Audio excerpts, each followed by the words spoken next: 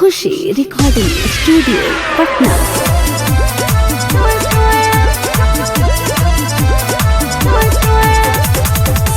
Music by Ashok Anand. साल भप्पा बहरा से आइल बावे, हमरो मरद खखुआइल बावे।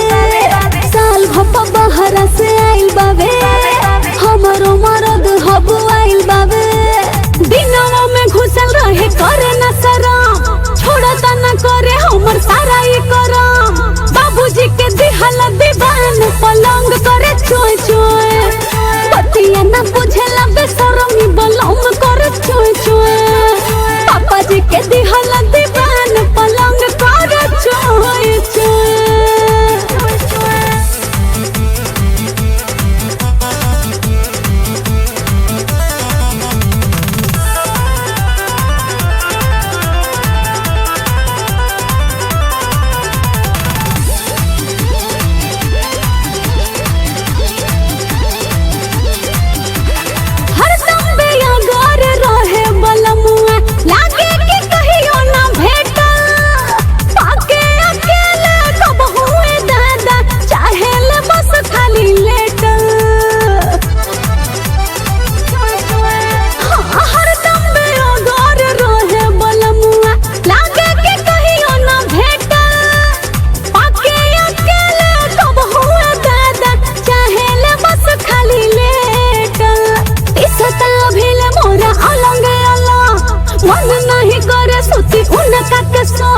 बबुआ से ज्यादा वो करता में तंग करे चोय चोय।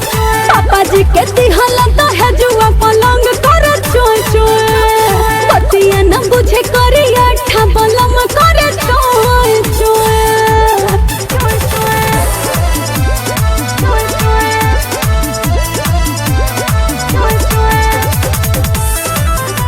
खुशी रिकॉर्डिंग स्टूडियो पटना।